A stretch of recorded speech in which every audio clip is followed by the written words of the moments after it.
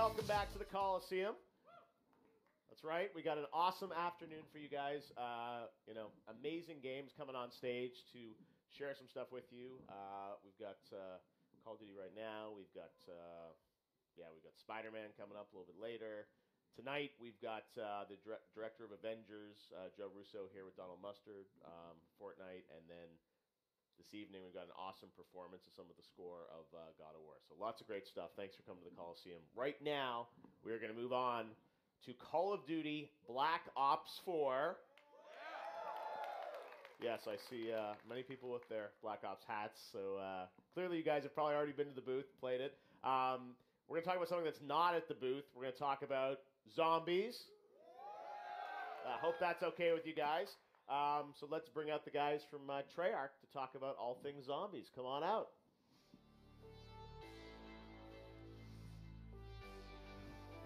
Hey guys. Jason! Adam! Hey guys. And Brian. Jason, Adam, Brian, great to have you guys with us here. Now, zombies, I was telling Jason backstage, I was talking to Mark Lamia from Treyarch a few weeks ago. We were having dinner, and I was saying it was 10 years ago on my old Spike show that we revealed that there's this crazy idea of zombies in Call of Duty and World at War. Yep. And it was, it was right at launch. You guys had sort of not really shared anything about it. I don't think anyone knew kind of quite what to make of it. And here we are a decade later. Yep. And people don't just appreciate it. They absolutely love what you guys do with zombies. It started as this Easter egg in World at War. Yeah. I'd be curious to hear the history, and I know a lot of you guys have been, involved in it since the beginning. Where did this come from? Because, at the time, Call of Duty was very much, rooted in reality and, following the franchise from when it started. It was, very real.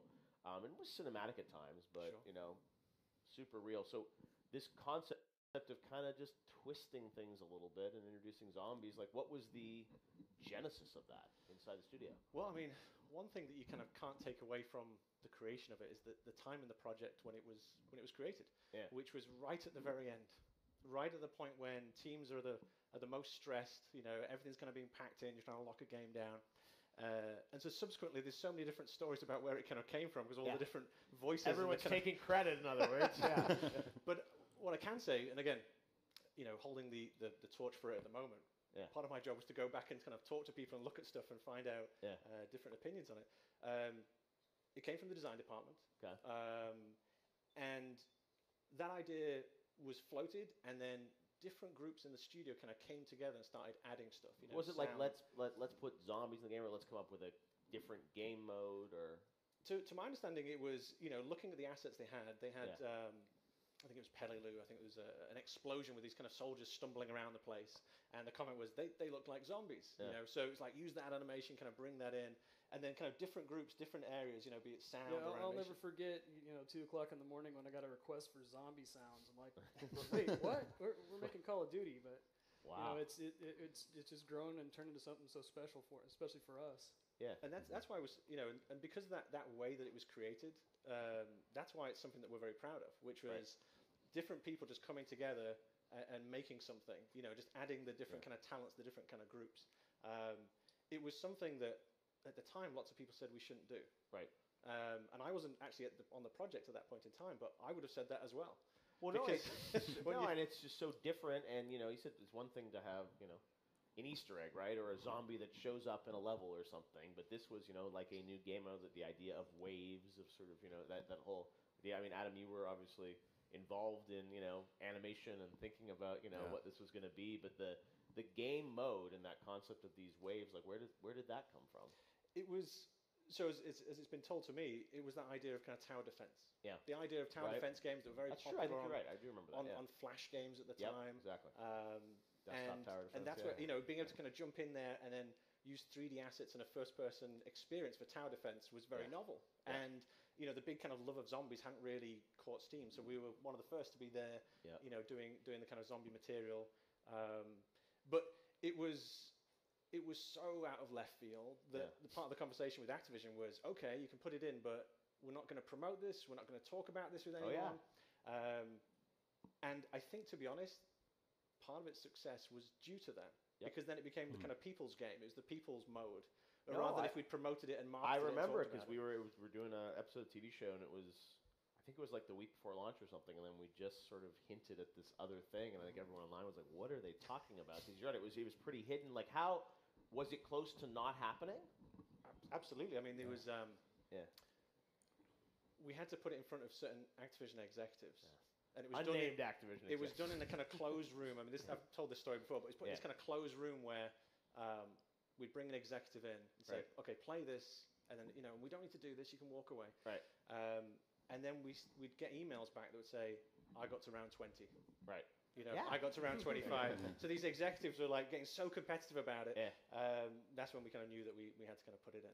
But it was, again, just to kind of go back, it was the fact that everyone in the studio started giving more and more time on top of the job they were already doing, adding things in from the different disciplines to make this thing come to life. I remember being around the studio, and they said there was this energy, I think, that everyone was playing. I mean, Adam, you've been on this project for a long time over the years. Yeah. Was there...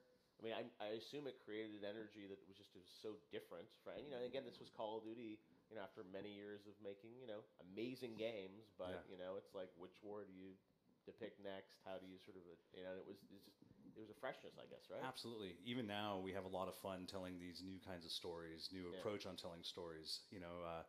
It's not your typical linear, here's a story, now go play.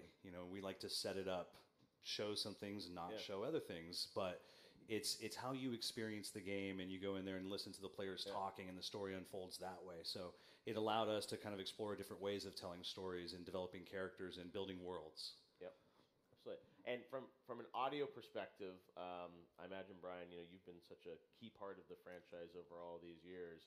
But for you and your guys, I imagine it allows you to flex a completely different muscle. We started, Call of Duty is all about being as real as possible. So everything needs to be realistic and grounded. And every gun records sound.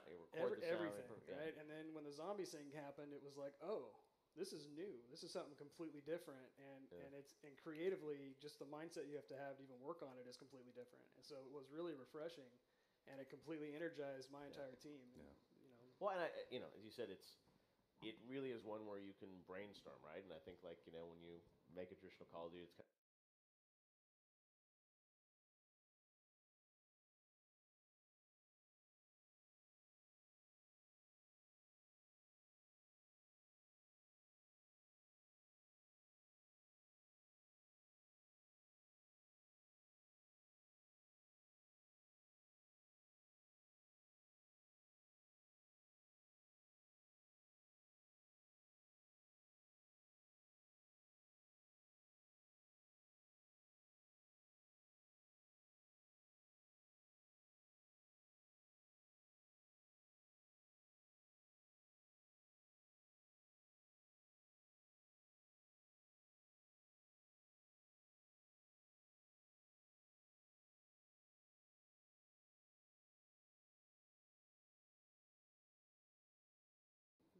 kind of a bland set of characters. But the problem was it was hard to tell who was who, and it was because there were very similar actors reading a very similar script. So one of the guys at some point said, hey, if we make characters, I'll be able to tell who's who better. And that's where the original characters from Shi No Numa came from. Yeah, because, you said the mode has definitely evolved, and we'll get to Black Ops 4, but it's just sort of like, I don't know how you guys come up with this stuff. You've gotten even more sort of, brainstorming in terms of where these things have gone. But tell us about, the evolution, because, still those waves of zombies, that's part of it. But then, the idea of, you said, introducing, characters, time periods. I mean, when you track sort of the past decade of zombies, are there certain moments to you that feel like there sort of were, big gates of progress? Absolutely. You had that fundamental core, which was fantastic because, I came on a little bit later on. I came on DLC 3, which was Derice in World at War. Yeah. And I think I've said this in the past, which was, he said, how did you feel about that? I was like, I was crapping myself. It was the scariest thing I'd ever had in my professional career, which was to be given something that was so beloved by so many, and then say, okay, now make something new. And there's always that pressure to be respectful of the thing that came before and the success of it, but then also not to rest on your laurels and to go further. Zombies very much has a rock and roll anti-authority streak straight through it. You know, when you hear the kind of origin of this mode, it's been, you know, our purpose is to kind of keep that vibe alive. Yeah. And so that means kind of pushing things, testing things, taking that idea that comes at the last second and running with it. And I feel very passionate about that's how we keep zombies fresh and how we keep it new. But you can't just kind of do that and just be pulling it out of the air every 5 seconds. So it's that combination of the rebel kind of craziness combined with a structure that you need to make sure that these professionals also can then take that and build a coherent world, right? So that's the thing that we've kept on going as we've kind of gone forward. So it's, you know, introduce new maps, introduce new ideas, take something that everyone would say is sacrosanct and say, okay, let's put that on one side for a moment, or let's take something that you all assume is absolutely solid and change it. No, that was always, you know, when you do DLC map packs, I was like, that's cool for new maps, but then when you would always talk about, here's what's coming for zombies, it would just be themed in such an interesting, different way. You just immediately be like, it feels like a new game, right? And there was that freshness, and I think I excited a lot of the fans that you guys were just doing something completely out there. Well, and it's a hard thing, right? Because the fans, you guys, would say... they're right here. would say, you know, this is something which, you know, okay, it needs to go here next. Yeah. And there's that kind of pressure, which is, okay, delivering for the fans to keep them happy, but also sometimes taking that left turn is what they need also. Mm-hmm. So that's the delicate balance between, you know, not just trolling, but also looking to kind of change it, because that's how you know, reinvent it for a new generation. Right? No, and that's part of the thing I think is the, you know, continuity, because you guys have definitely gone in a bunch of different directions with it, and it's fresh, but also, as you said, people have favorites, like what happened to these characters, or, you know, what, go back to this setting. Adam, from, you know, your perspective in the animation team, I imagine, you know, whenever these ideas get dreamed up, it allows you guys to sort of think of completely different environments. I mean, is that sort of the zombies what everyone wants to work on, because it's so I do. I love it. And what's fun for me is right next door is Craig's office. Yeah. So when Jason and Craig come out of there full of energy, I'm like, all right, what are we doing? Let us know. Come on. And then as soon as he tells us, the animation team, we just love to go and just start to create, come up with ideas, talk with Jason, try to refine these ideas. And we're just so full of energy and excitement because it's so fantastical and full of wonder. And we get to try new techniques and new approaches to storytelling. It's just, it's a blast. And audio-wise, as Jason said, very much, you know, kind of rock and roll anti-establishment, so allows you guys to definitely flex a very different muscle, too. Yeah, absolutely. I mean, there's just so many varied experiences across all of our maps going back to the beginning, and it's always this new challenge. Like, how are we going to do the moon, right? There's no sound there. So it's creatively really empowering to work on. Yeah. Are there any ideas that you sort of prototype or concepts that you sort of go down the path and you're like, yeah, this isn't working, or too far, I mean, I'm sure you put it back on the shelf, but are there sort of the lost zombies, you know? Yeah, I mean, so zombies, you know, coming from the beginning, right? Zombies comes from the spare bits left over. Yeah. Right? And so that's always been in our kind of DNA when we look at zombies. So if we try and do something, and maybe it doesn't work out this project, it gets put aside and then comes back, you know. There was a DLC for World at War that never made it. Well, you know, you look at the kind of maps in Black Ops 1, and that was the leftover bits from the DLC 4 that was never made. So sometimes we'll try an idea, sometimes it doesn't come through. Yeah. Or more the case nowadays is that we'll have more ideas than we can actually execute in the time period. Yeah. So we just say, okay, let's hold them, and then let's come back to them a little bit later on. A lot of great ideas. Yeah. Well, yeah, and there have been some insane, you know, maps over the years, the moon, I mean, other crazy things. Do you guys have any favorites out of the 10 years of ones that you sort of personally, speak to you personally? You guys? Shinonuma for me, just because it was the Ultimus crew, and we introduced them for the first time. And if you look back, I think that map's a little underrated. It actually plays really well, but also a lot of the things in that map grew into what we have today. Yeah. So I always look back, I got excited when we remastered it recently, so I'm like, I get to go back to the beginning of the characters here, which is cool. Yeah, I agree.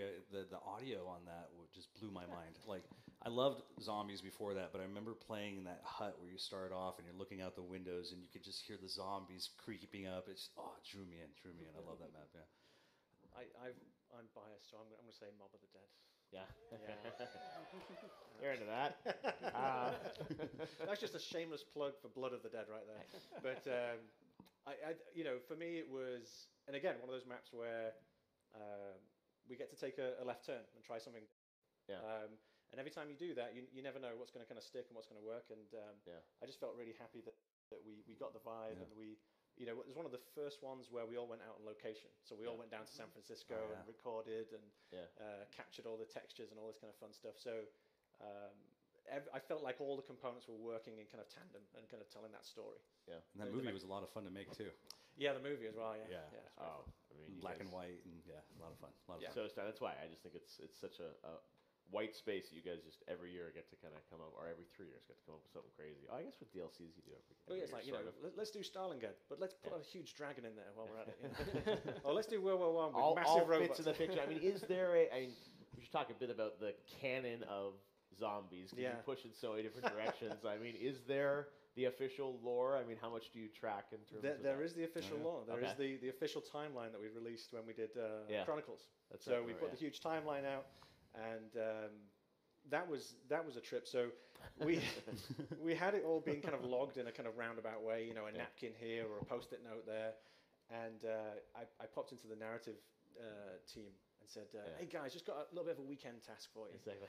Make this all work. Can you just write down the entire storyline in one coherent way? And I think it was like 2.5 months later to actually correlate it all and bring it all together. So yes, there's an official. It all works somehow. It all works, but here's the thing: in the same way in the cinematics or in the audio, sometimes it's not just the things that you tell, but the things that you don't tell. Right. And that's just as much of an active choice, you know. So sometimes it's the negative space in the picture rather than the detail. You'll go fill it in at some point. You've also had some really great celeb cameos over the years. That's one of sort of my favorite moments, or some of the talent that comes in. Again, you know, Black Ops has had some great talent in the main game, but Zombies you have as well. Any favorites? Bless you. Thank you. My one, I'm going to go with Jeff Goldblum. Oh yeah. Jeff was a force of nature. So normally when you do VO recording, someone kind of goes in the booth, you're sitting out there with your audio director, and they'll read the line, and then they'll do it 3 times, then you say, I'll take the B take, or I'll take the A take. Yeah. Jeff came in, and we just let it run.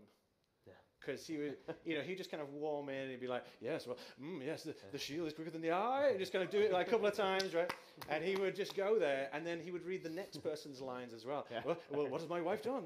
You know, just started That's going what needs to be released. Yeah, and it was so good that we just couldn't call takes. Yeah. So he was absolutely amazing. Yeah. And I'm sure from animation cinematics perspective, it's fun because often you've had, you know, the characters look like those actual talents, right? Yeah. Any fun stories for you, Adam? Well, one of the first celebrity ones that we did was with Michael Rooker. That's right. On Call of the Dead, and that was a lot of fun. The energy he brought there was infectious. You know, he took it all seriously. He brought his A performance every single time. There was times we had to be like, whoa, they're not real, you know, but he would go in there and have this energy of like, come here, I'm going to get, you know, it was so much fun to work with that guy. Yeah, that's awesome. Brian? I mean, my favorite's Rooker also. He was amazing. But, you know, the celebrity maps just kind of gave us all yet another break on this narrative thing we were on. Yeah. So, like, I actually love all those maps for completely different reasons. Yeah, that's a good point, yeah. Now, you know, one thing we haven't talked about, which we absolutely should, is the community that has built around zombies. And, you know, the Easter eggs. I mean, it's fascinating. I remember years ago on YouTube, I'd be watching, like, Noah J or something. It's like all these people watching his stream months after the game has come out as he's searching for something. And it really, I mean, it's been so much fun. Tell us a bit about the zombies community, many of which are probably here today at E3. They are so passionate about this mode. And tell me sort of about the evolution of that, and I think the fun sort of relationship that Treyarch has with the community. Yeah, well, I would say that their passion is what inspires us to do the best work of our career. It's the fact that they're so into it that drives us. It sounds cliche, but it truly is, because we feel this expectation when we see that kind of passion, we see that level of engagement. It's like, okay, how do we go further? How do we make them something they're not expecting? And you know, those early days, a lot of those fan theories and a lot of that conversation is what got folded straight back into the storyline, right? Absolutely. I mean, the very first Easter egg was a hidden song written by Kevin Sherwood, who works for Treyarch. And we hid it in Verrückt because we made it, and it was like, oh, this is actually a pretty cool song. What can we use it for? Well, let's just put it as an Easter egg in Verrückt and see how long it takes people to find it. It was like an hour. But that was really inspiring. It's like, oh, people are into that. They should hide more stuff. And so it's kind of how, that's why we even call the quest line Easter eggs still, even though it's no longer really an Easter egg. Yeah. But yeah, it's really cool watching the community discuss all these things. And early on websites are springing up, and now there's YouTubers everywhere. It's just amazing to be a part of. Yeah. We've learned not to say this one will take ages. Because every time we say anything like that or indicate that, this is a big one, they've got it in 24 hours. But I mean, tell me about that sort of, the gamesmanship of you guys, creating things. And there's definitely, I think, there's a relationship with that community of sort of like, I mean, how does that work brainstorming, like, especially Easter eggs? I mean, it's stuff that, again, the hunt is part of the fun. I try, I'll think about it in different levels or different strata to think about. Here's the easy ones that you can kind of just easily get. Then here's ones that, they're probably going to have to work in a team to going to get. And then here's ones that are nigh on impossible. They're not going to get these, which they then do. Yes. But by thinking about it in kind of different ways means that different levels of people, their engagement, there's always something else. There's always another depth to kind of discover. But over the years, it's got more and more complicated. I started off with a computer science background and programming, so I was like, I'll do the ciphers, I'll do this. They've already exhausted me now. I've got nothing left now. That's all the trickiness over now. So everything's just going to be straightforward. Press X to. Well, that's why some people will play to find those. Other people will watch someone else play to find them, and it's that's what's fun. Are there any Easter eggs that have not been found? Absolutely. Yeah. Your task is at hand. Yeah. Can you tell us which game? No. Come on. Here's the thing. So there's a whole bunch that haven't been found, and there's a bunch that they haven't got through it yet. But but when we get into the end, so I try to have a careful relationship with the community, which is close enough but not too close. Okay. Because if you get too close, then you're just following what they're asking for. Yes. But you want to be aware. You don't want to be deaf to it. So trying to be, questions that get asked and say, okay, which one? Where's the Easter eggs you haven't found?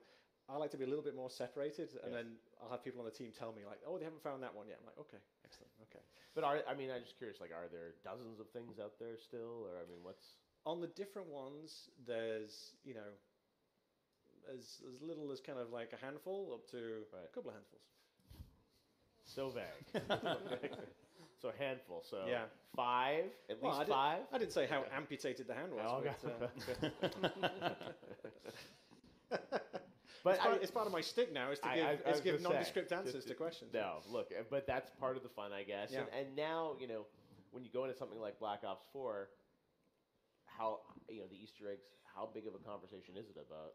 How convoluted ARG-like these things are going to be. It's a combination, right? So we'll engage with different departments, different groups, and talk about where we're hiding things. Especially now that we're telling a new story, we've got a brand new story now in Black Ops 4. When we get into the end of the previous story, we were putting more things in ciphers, making it a lot harder because each one could give so much gold, even a small amount. Yeah. But when you go to a new story, then it's almost like a rewinding the mentality back to the beginning, where it's a bit more overt about the story because you want to get people vested and into what's going on, all this kind of stuff. So the mentality has changed as well. Yeah. While something like a Blood of the Dead, so forth, you can go a little bit more hardcore because there's fans who will be really wanting to know the smallest little bit. So kind of combining it and talking about different techniques, whether it be in an animation or be a sound Easter egg. And sound, being there from the very beginning, has a very special place in my heart. The kind of sound Easter eggs or the audio ones, because that's where they first came from. Those ideas of those recordings, hidden, that you press X on something that we wouldn't tell you, and then some audio log would play.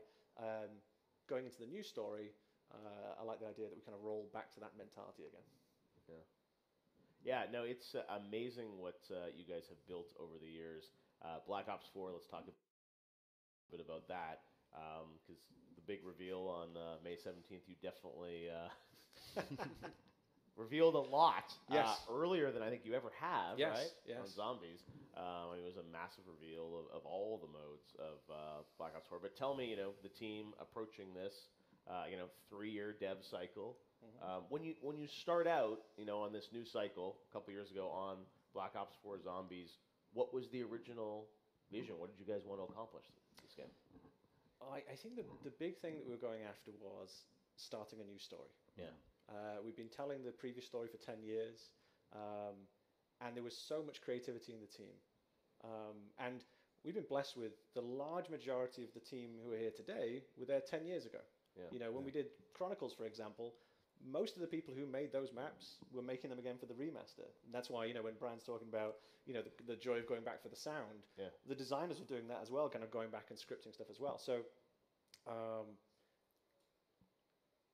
the idea is building up, and you're like, okay, could we jam this into the other storyline? Sure, we could. Yeah. But we kind of know where we want to go with that. And so very early on, it was like, let's not keep jamming stuff into a storyline where we know how we want to finish it and where we want to bring it to. Yeah. Let's start this new story. But then that's all scary, because now you're starting something that the audience doesn't know, you're going to reveal for the first time. But that fear and that excitement is what drives the team. That's what made Zombies in the first place so exciting. It was this feeling of, who knows, So taking all the things that the community had taught us, and being able to start a new story with new mechanics and new ideas, that's what's driving us. That's what's keeping it exciting. That's what's keeping it fresh. And that's what's kind of keeping the team alive and excited. So on like a 3-year dev cycle like this, the Zombies always sort of have the similar cadence in terms of when you come up with the idea and execute it. I mean, you're obviously doing a lot here, so that is. I don't know, I guess I'm wondering about the evolution of the Zombies mode within sort of a 3-year cycle and prototyping it, because obviously some of it is building off of what the team is doing on the main game too, in terms of systems and technology and everything. So you sort of have to ramp up with the main game in some ways, right? Yeah, I mean, it's definitely like an asset sharing. So for instance, like the weapons, the multiplayer pretty much dictates the weapon selection we're going to have for the map. And then we'll highlight a handful of them and say, these are the special weapons, or these are the wonder weapons, or whatever that's going to be.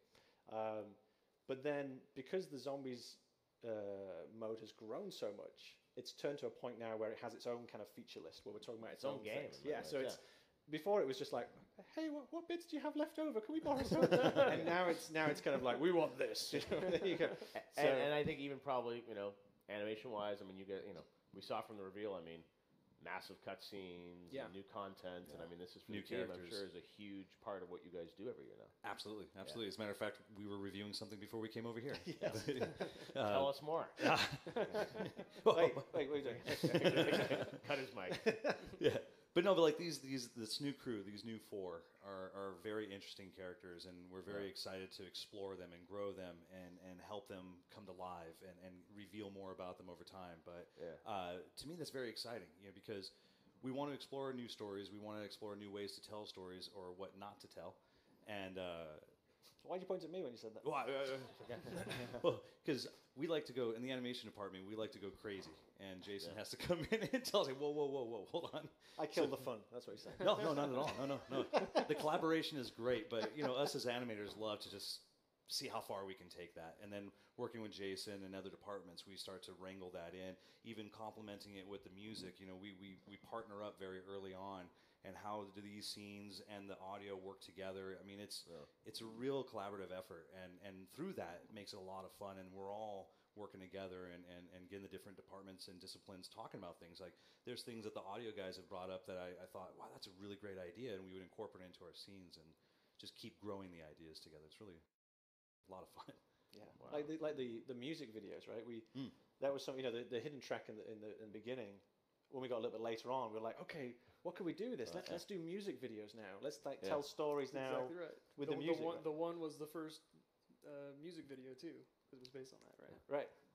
So that idea of like, okay, let's take the lyrics, and then the imagery that we marry with it can then tell the community new things, right? Mm-hmm. All the way to the point where you get to, where are we going, right? Where we were like selling this kind of creepy vibe and a very different song, very different kind of performance. So. Again, using the kind of different disciplines, different groups to tell stories, and that's really the kind of key to it. Right? And like I was saying earlier, what I like about it too, it's our stories aren't just about the movies anymore. It's about how much you want to engage with the story. The more you interact with it and hearing the characters talking to each other, like what they just say, and depending on what your combo is, you get more information. And I really love developing that and working that story out. I think what's cool about it is if you want the story, you have to go find it. Yeah. And if you just want to slay the undead, it's all there for you. Mm-hmm. You know. And now, so much variety too, right? 3 adventures on launch day. Yep. Crazy things like Voyage of Despair. I mean, it's like, I'm sure, as you said, there's stuff not on the cutting room floor. It just gets pushed off to, the DLCs or things like that. How did the campaigns that you are shipping with, tell us a bit about why you decided to push forward with those for launch? I can't really. So when starting a new story off, and this kind of goes to the question that I might not have fully answered before from you, which is, in the early days, it was, okay, here's an idea, and then, okay, we got this level, let's put another idea here. And as we got further and further along, we had to plan a little bit further out, a little bit more further out. And you get to this situation now where when you're starting a new crew, for its success, you need to really kind of think it all the way down the line. But then also, for people who are driven by narrative and our kind of storytelling, it's also important not to tell it in order, but for it not to be timey-wimey for the sake of it, if you will. Yeah. So Voyage and 9 are 2 key points in the storyline that will be told. Okay. But I'm not saying necessarily where they are in that storyline. So it sounds there is interconnectedness. Absolutely. Okay. Yeah. But that's the part that we also want the fans to kind of investigate. So as they're playing, when they're saying about you're not going to get the same line every single time, whoever's next to each other, that's going to allow them to start kind of connecting those threads. The timeline coming out in Chronicles was appropriate because everyone had been through that stuff. Yeah. This one, I would put the challenge out to the community to start making the timeline before I have to. Gotta give them more, though. Come on. You also announced you're doing a 4th map, Classified, right? With the competition. All right, getting to the questions you guys want to hear. So, break it down. What can you tell us? What can I tell you? Unclassified. The clues in the title. Well, it's going to be based in the Pentagon. Okay. And this guy just gave him a shake. Was that what your guess? Okay, there's a bet. What was the bet? Which crew then? Oh. Which one? Okay, let me tell you this one. Okay. So it's the original crew. Wow. So it's the Ultimus gang. So Black Ops 4 is going to have our Primus crew in there, and also our Ultimus crew and our new gang as well. Wow. So all out. All right, Jason.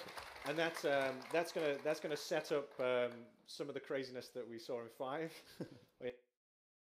Why did that happen? How did they get there? All that kind of good stuff. And it's a wonderful style. We're kind of approaching it in a very unique way artistically. Oh wow. Okay. But it also kind of folds into all those kind of mechanisms that we talked about on the reveal. So the kind of custom mutations and so forth. All that stuff then works as well.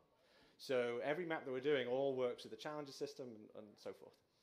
So not only is it a kind of brand new take on that part of the storyline, and obviously a joy to go back and update it and modernize it, but it's a new part in the story also. I mean, it's just it's insane how much stuff has to interconnect and all be sort of planned together. I mean, and this is being developed alongside the 3 that'll come out at launch. Yeah, the whole team is busying away right now. Straight after this, I've got to take these guys home because they've got to go back to work. Exactly. After this project. No, and I mean, even for you guys, you've got the entire game to sort of think about, and I mean, you say focus primarily, I guess, on zombie stuff, but for you guys, I mean, now. I mean, it feels like zombies is a big part of what the audio and art teams are working on every year, right? I mean, how do you, because, at least, and now MP obviously is big, and then, Blackout and everything, but it's, zombies is so different. Does it take sort of a disproportionate amount of resources because it's so new? That's a good question. I don't think so. The way we have our, like in the animation side, we have our teams broken up in the different subgroups. We have cinematics, AI, and player animations. So as we start to develop and design these games, we start putting the resources and the energy in the right places. So it never really feels disproportionate at all. It's it's just part of the game development cycle. I've got to call out for our amazing production department that makes all this stuff work. They're the kind of unsung heroes of all this because we have obviously our talent and our kind of energy that we're kind of going into different disciplines, but they're sitting in the background making sure all these pieces fit together. So. Yeah, let me text them that question. Yeah, what do you guys think? And audio, I mean, you're doing different sort of soundscapes. Yeah, I mean, I got to keep people from begging me to work on zombies. That's the easy one. All right, yeah, everybody loves working on it. It's just it's so much fun and it's so different. If you need to shift gears or you're not feeling creatively inspired on some other part of the game, hey, there's a zombies task for you right here. Well, that's a good point because I imagine even for the team, working on the same style of game for so many years, it's like, to have this fresh creative palette with zombies every year, I think it feels like a new game. I mean, when you see those trailers for what you guys are doing this year for the 3 campaigns, it's kind of like it's fresh every map. Exactly. It's every map. Every new map that comes out, we're like, what are we doing now? All right, what's it going to be? And in many ways, you can do whatever you want because I feel like now time period setting, it's like there is. Is there anything that you guys have proposed that you're like, no, this is too crazy? Like it just doesn't work? Nope. It's I mean that's what makes it fun, right? Yeah. And there's very few times in a person's career where you have that opportunity. Yeah. As game professionals, our job is to make the project work and make it to the best of our ability. When you have a project that's so open-ended and supported by the fans so lovingly, it gives us the freedom to be able to try new things, go to new places, and that keeps us alive and fresh with the kind of creativity. And hopefully, they feel that, the community feels it. I've said before, which is hopefully when you're playing zombies, you can feel every discipline's love for the mode itself coming through. I'm a bit hippie in that way. I feel like if people are loving what they're doing, then you feel it on the receiving end. So that's what we endeavor to do on zombies all the time. Well, speaking of the community, I know we've got I think we've got a video question from a Facebook fan over at the E3 Hall that wanted to ask you something about that. So we want to take a look now at the video question from a fan on Facebook. So my question is basically, will any of the previous Zombies lore tie in to the new game? Any of the story continuation or even references to the existing lore, since it was such a great story? What a wonderful question. Yes, that'll be tied into Blood of the Dead. Okay. So Blood of the Dead carries on that story. That was easy. I got away with that one. I thought that was going to be a hard one. With a whole map of theories, like asking you to confirm X, Y, and Z on the timeline. Yeah. Blood is. I won't say anything more on where that fits in, but it's. Yes, it is carrying on that story. Yeah. Awesome. All right. I think we have another one. Second question. I'm a fan over at the convention center. Hi, I was wondering if you ever see yourself introducing zombies into the Battle Royale mode as something that might distinguish you from other games that are coming out with Battle Royale modes. All right, get some Blackout scoop. Here we go. Don't tell Vaughn. Oof. I would. I'm going to use my catch-all answer, which is never say never. Yes. I think when they revealed, he was sort of saying pretty much everything in the world of Black Ops somehow will factor into. Well, yeah, the kind of obviously our characters, and we showed that on our reveal. Yeah. Locations may also make an appearance there. So there's already kind of a certain level of it, but who knows how that goes, right? Are you? How involved are you in sort of?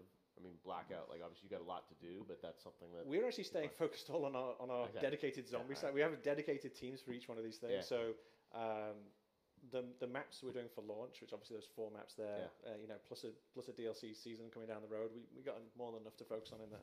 There's a lot there. Yeah.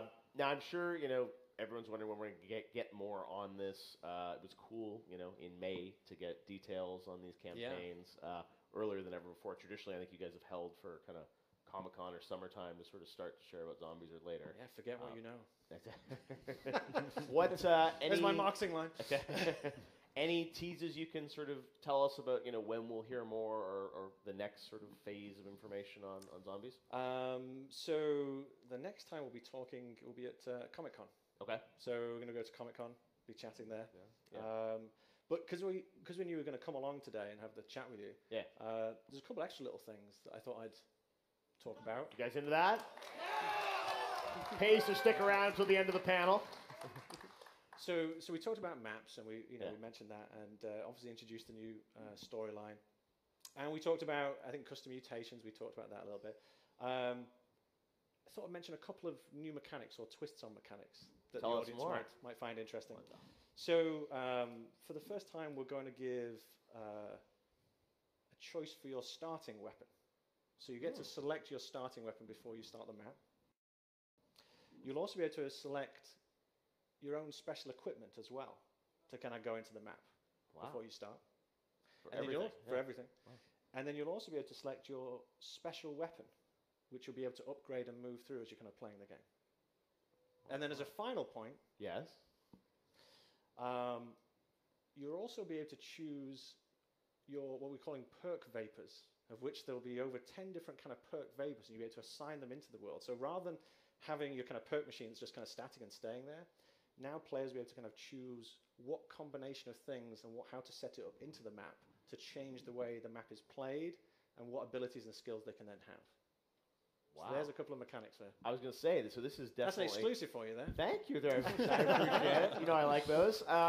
That's amazing. I mean, it feels like that's going to obviously, allow so much more customization. I mean, you load out effectively when you're kind of... And that's the kind of thing, which is when we're talking about, the most deepest customizable game we've created, that's part of it, right? Taking all the things which are kind of static or predictable and then giving the players the choice. So not only the choice for me as an individual, but if we're playing together, what's the combination of things that we're taking? And that's part of the strategy you're taking to defeat a map or get an advantage on a map as well. Wow. All right, you guys into that? All right, well, we will see more, it sounds like, at Comic-Con about that. And got to say, an incredible reveal for Black Ops 4. I know how hard everyone at Treyarch worked to, put all that content together, an hour of stuff. And, we don't even know that much about Blackout yet. I saw Vaughn and Bunting the other day on the YouTube show, and they're like, no more hints. But I think they talked about ballistics of weapons and how, but that was about all we got.